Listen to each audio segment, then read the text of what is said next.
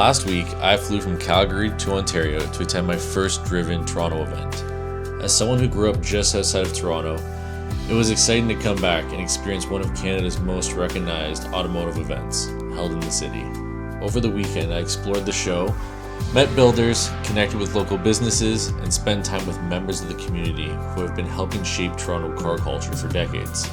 But one of the most meaningful moments from the trip wasn't a car at all.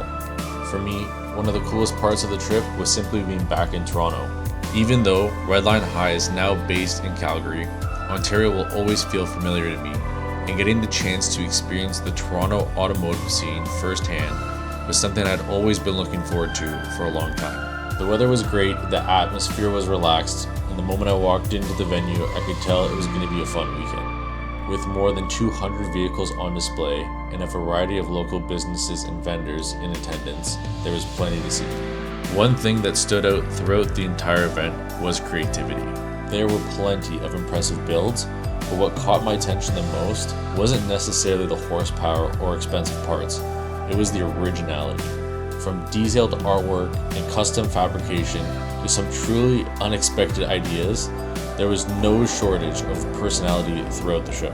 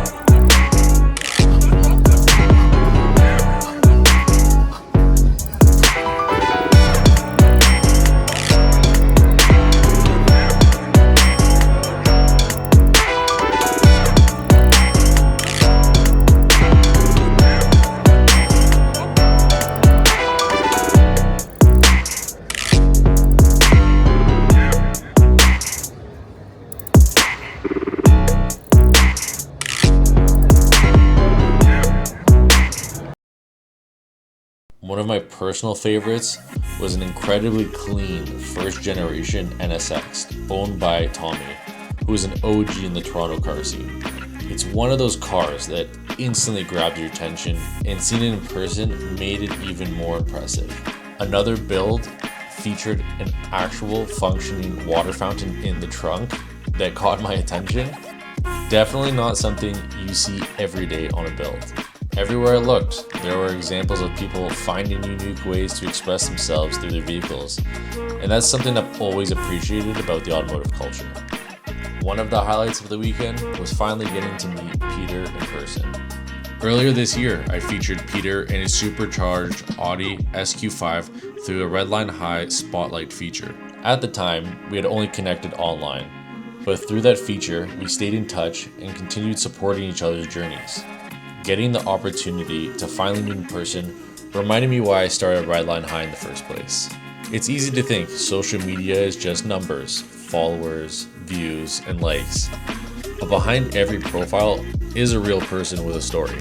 Peter is someone who is well respected in his community, genuinely cares about the culture, and has become someone I'm proud to call a friend of Redline High. Seeing that connection come full circle showed me that Redline High is becoming more than just content. It's helping bring people together through a shared passion of automotive culture. If you want to take a look at the full spotlight feature I did on Peter and his Audi build, head on over to the Redline High Instagram page and check it out. Another thing I really enjoyed was speaking with people who have been involved in the Toronto automotive scene for more than 2 decades. Listening to their stories about what the culture was like years ago, how it has evolved, and the people who helped build it was incredibly interesting. Those conversations remind me how important it is to document these stories within the culture before they're lost. In fact, some of the people I met during this trip will likely become future interview guests here on the channel.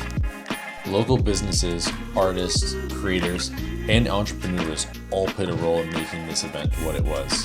One artist in particular stood out during the event. I had the opportunity to spend some time chatting with her about her work, creative processes, and her passion for creating artwork within the automotive community. It's always inspiring to see people using their talents to contribute to the culture in their own unique way. There was also everything from air suspension specialists to RC racing businesses, and even a sim racing trailer, just showing how many different paths exist within automotive culture.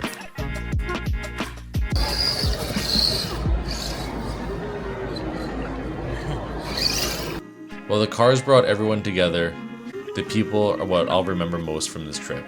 Driven Toronto was a reminder that automotive culture is about much more than the vehicles themselves. It's about creativity, it's about friendships, it's about shared experiences, and it's about the stories that connect all of us. Thank you to everyone who took the time to stop and chat, share their experiences, and welcome me into your corner of the community. I'm looking forward to coming back, sharing more stories, and continuing to build something positive through Redline High. Until next time, keep the culture alive.